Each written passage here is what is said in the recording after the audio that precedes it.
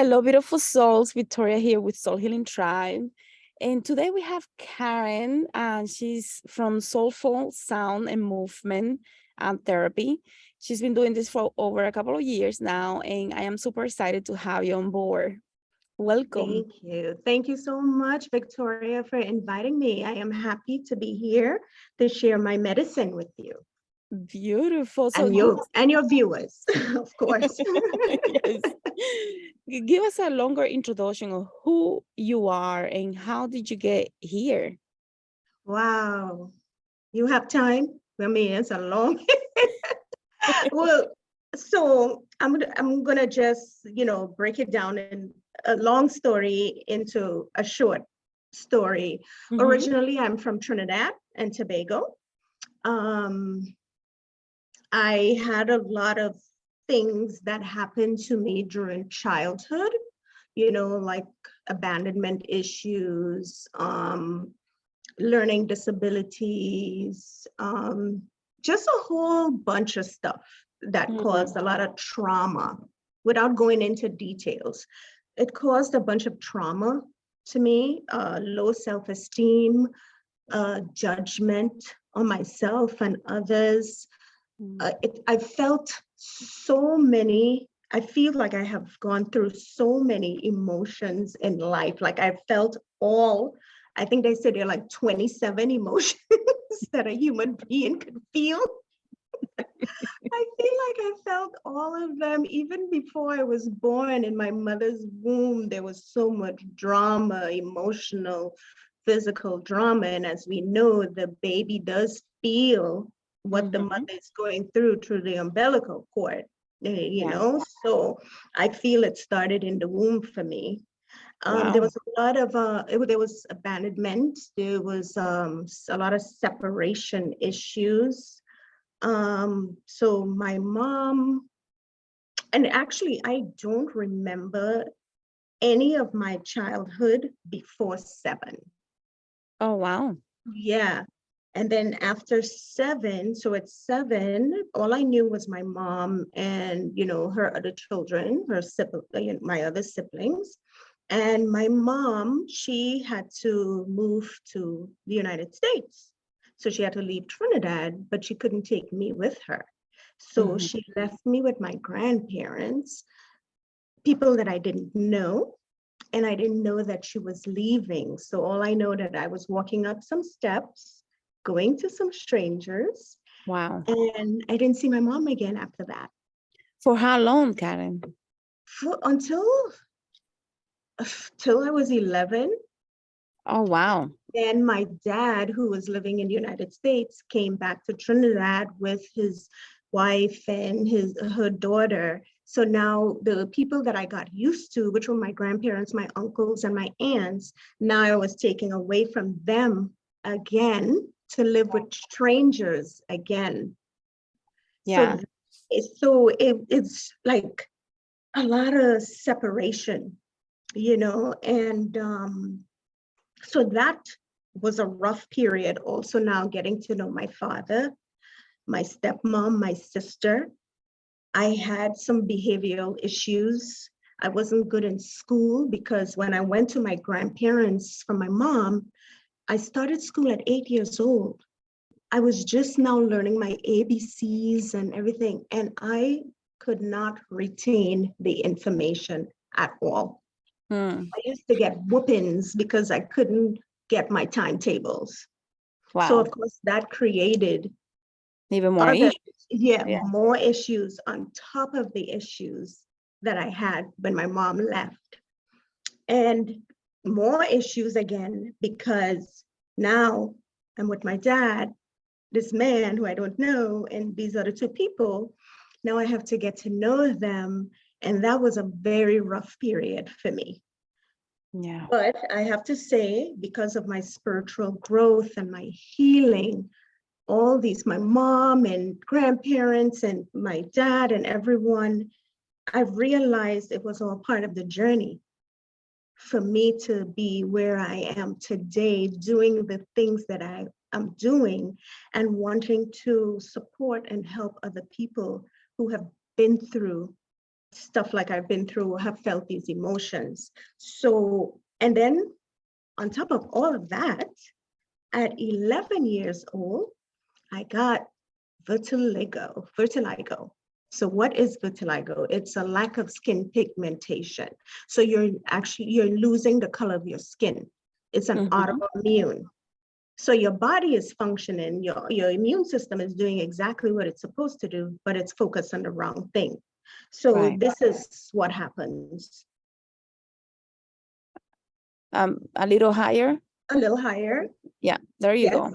Yes. So this is what happens when you lose your color. So now, could you imagine at 11 years old, that's already a state of confusion plus all the issues from before. And now you have these white circles around your eyes. And of course, this was a time in Trinidad where there was no like internet for you to do research, and people didn't know about this stuff. This was very unique. What did the people say when they saw that? People stared a lot. People stared, and then you see them talk to the person next to them, and then the other person will look. So of course now that made me hide myself because I didn't want people to look at me. Like they were judging me. And of course, when I saw people looking at me and talking about me, all I could think about is they're saying something negative. So that started a pattern of negative thinking and negative feelings about myself, and trying to be perfect, not have people look at me. So and although I live my life on the outside, looking kind of perfect, having everything together, inside, something was missing. There was a lot. Yeah, it's interesting because with low self-esteem, it's very much tied to perfectionism and people trying to be perfect because they feel like if they're not, then they're not accepted, they're not valuable, they're not worthy. Exactly. And also stuff like procrastination. That's another thing that comes with low self-esteem, because now you feel everything you do has to be you perfect. You second guess yourself.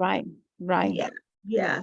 There was jealousy issues because it was always like, why me? Why I had to get this? Why, and I'm not looking at other girls and their skin is perfect. They look beautiful, I remember telling my stepmom one time, I don't think anybody would love me. I would never, so it has been a journey of healing all of that. When did that journey start for you, Karen? That journey started actually in my, let's say, early 40s. Okay. Yeah. What made you get to that point? I started my coaching businesses since 2008. I decided, yes, I want to help other women like me. My focus is women. So I want to save these other women. And I started reading a lot of self-help books. If I tell you the amount of money that I have spent on books, I believe you. I probably would have a fortune in the bank right now. Probably over 50 or 100,000. Yes, yes, exactly. And seminars and courses about self-love and building, just everything. And I was like ravenous with the information. But the interesting thing was, I would read the book. I will be excited about reading the book. I'll get to like a few chapters and then I'll stop. And then I'll go to the next book. Same thing. Looking for something else. Yes.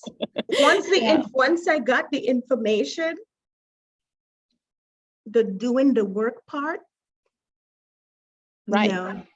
Normally you need someone to help you with that.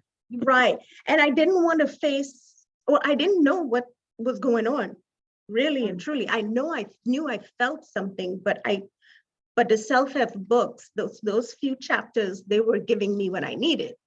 So of course I did all this reading and everything. I even created a Journey to You program. And I'm like, yes, I'm going to coach women how to love themselves and to accept themselves.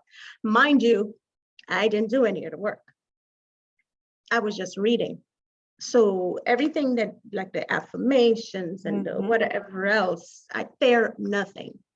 And I started my business. And then I started coaching, but then I realized, why was I not connecting with the clients? I was very impatient with them because I'm like, they have to get this. They have to do this work. They have to. Wow. But it was like something was missing. Right.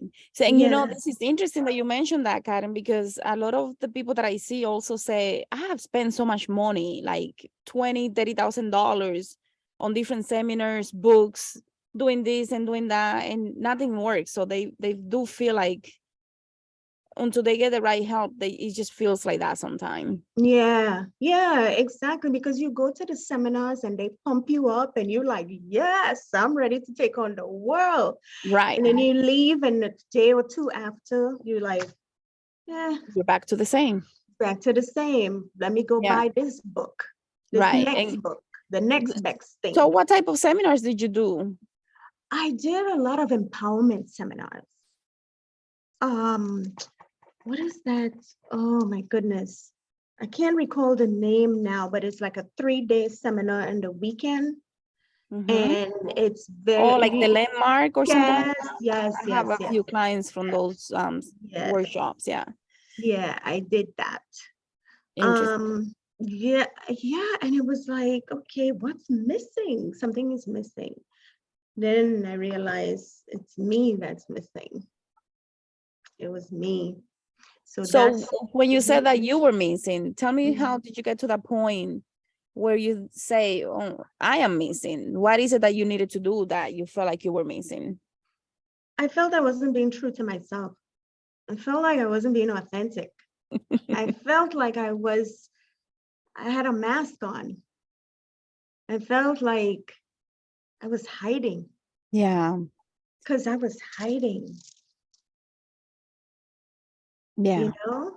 I wanted people to do the work, but I wasn't doing it. Yeah. Isn't that normally what we want, somebody else to do the work for us because we feel like we cannot do it, but then we have to find the courage within us to do the work that we're afraid sometimes of doing. Yeah. But you know what? I do understand why people are afraid to do the work. Yeah, because it's not easy. It's hard work.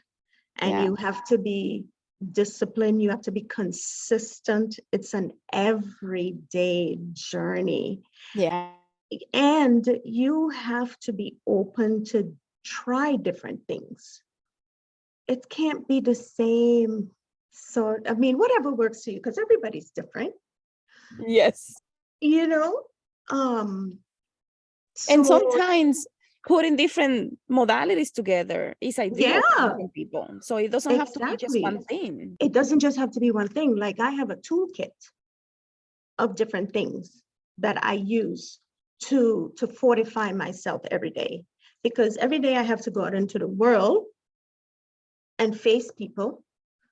I'm doing this podcast. I'm doing other podcasts as we're doing one together, our sisters. And I have to show my true self. So in order for me to do that, I had to do the inner work. And I had to become brave because I wanted to be set free. That's beautiful. So how are you helping your clients do the same thing that you did? Well, first of all, I am coming at them in a whole different way, without judgment, without feeling like you have to do the how, everybody in its own time. Yeah.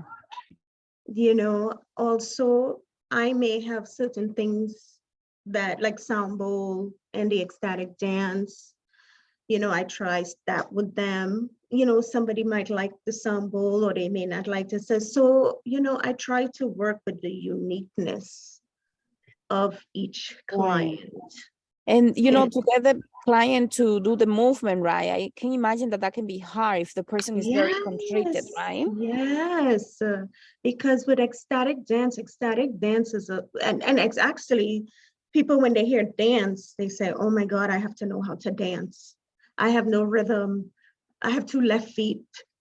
But with ecstatic dance, there's no specific steps. It's entirely improvisational. You Right. don't need to know anything about dancing. You don't need to have rhythm. You could have 2, 3, 4 left feet if you want.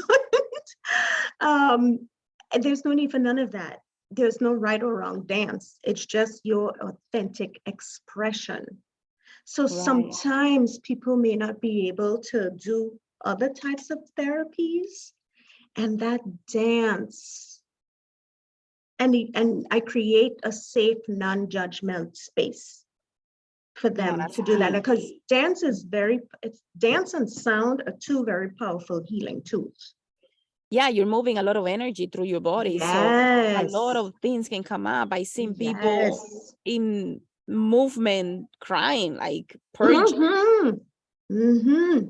Exactly. And then the music is very important that you use, because the music, although you're not following any form for dancing, but with the music, it comes in waves Right. to create that movement. It starts off slow and then it grows and then it hits the peak and then you come down. Right. And mhm. Go ahead. Go ahead. And I always tell my clients, the dance floor is your teacher, it's your healer, it's your exercise. Whatever it is that you want that dance floor to be, let it be. Whatever you want to let go of it on the dance floor. And then also whatever you want to call in. So the ecstatic dance, I love the effect it has on the clients. And you see, sometimes even after that, then you see the clients now interested in other forms of healing. They're now opening up, because also ecstatic dance help you to be more open and non-judgmental, especially Right. with the music. The music is a wide range of music. I mean, different languages. So you're not understanding what they're saying, but guess what? You're going with Your soul is understanding. exactly. You're moving with the rhythm, with the vibration of the music and the song. So you don't have to know the language. Yeah, I And agree. and with that, something happens, makes you more open, less judgmental, and they make, be interested in other forms of healing, maybe therapy, maybe plant medicine. Yeah, so I feel like I'm like a gateway It with sounds sound. like it. Yeah. And with sound and dance, I feel like, as I said, I'm a gateway. And what I like to do too is bring in other healers, others to come in and share what they do with the participants, so that if they're in, and maybe have them do a little heart opening exercise. And if the participants are interested, maybe they might want to do, a little therapy with them. So Can you do a quick exercise, like what the heart opening looks like? Or can well, you explain it? it takes different forms. So it could be like a meditation, use like a short meditation, or breathing exercise, or shaking exercise. And when I say shaking, dogs, they shake. And why they shake is to get that, energy off of them. I Like, love it. yeah. So shaking exercises. We do like icebreakers. So because, everybody's coming in with their stuff. And at first, when a person comes in, they may not be, nervous, or I'm not sure how. So I do like funny, crazy things for them to loosen up and get with, feel within themselves. Like one of the things that I do is, what is your favorite animal? They say, what is your favorite animal? And then I have them act out what their favorite animal. I love it. So if it's the lion or the tiger or whatever, you on that ground roaring and crawling or whatever it is, to just loosen the client up. That's beautiful. Yeah. So how are clients working with you? If anybody wants to work with you, are you doing virtual sessions or is it just in person at the moment? Well, at the moment, I am revamping. With COVID, everything, gatherings were not happening, and I wanted to wait until things have calmed down. So now I am working on starting back monthly ecstatic dance ceremonies, or whatever you want to call it, once a month, every third Saturday of the month, and for women. So I'm working on doing that again. So right now, in person, and I'm also trying to figure out how to do it online. Oh, easily Yeah. you can do it online. Yeah, I mean, yeah, you saw me trying to shake myself here. like easily. Yeah. So yes, I'm working on those two things right now, but I'm looking at June or July to start all of this. So I have a young lady working on my promotional stuff, my advertising and all of that, explaining because it's going to be sound bowl and ecstatic dance. Okay. Also, I will be inviting other healers to come in, people who do yoga, meditation, breath work, and have them come in and, as I said, do some heart opening exercises. And also a form is to promote other Beautiful. people. So how can people reach you if they want to get a hold of you? What is the best way to do that? They can email me, because then once they email me, I'll be able to have like a list of people, so that when I get all my information together, I can start sending out all the information. Okay. So they can email me at S as in Sam, E as in Edward, Coach Karen @gmail.com.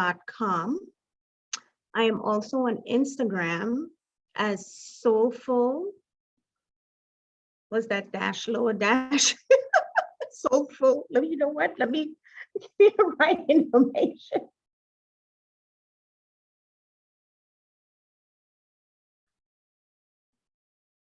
SOULFUL, the lower dash, SELFLUV. We'll put a link on the description, just so it's easier for people to click on it. Yes.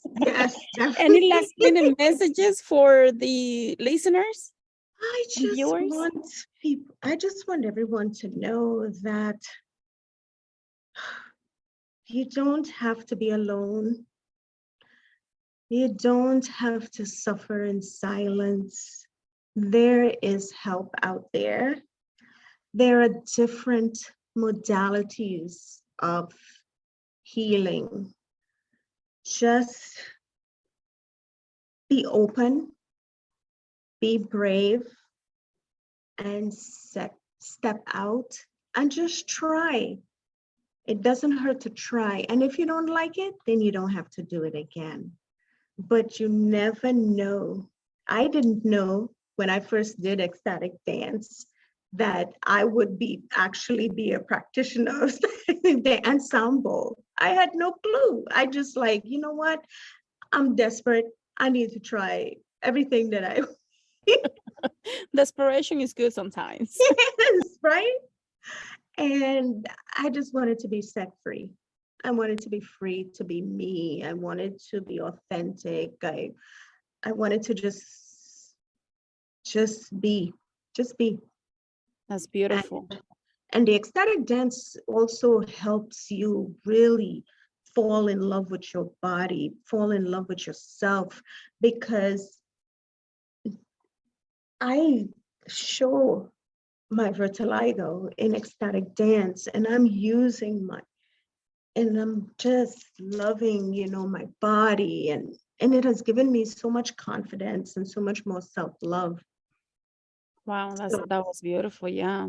yeah, so just be open and just free yourself, free your mind, free your heart. Yeah. If you're suffering, there is a healer out there for you. There is some There type of is a healer. Yes. modality that can help you. Thank you Yes, so much, exactly. Karen. It was a Thank pleasure having you. you. I have fun. Thank Yes. I did you. too. Thank Thank you. you. Have a good one. Bye, Thank everyone. you, everyone. We'll see you guys on the next one. Thank you. Thank you. Bye.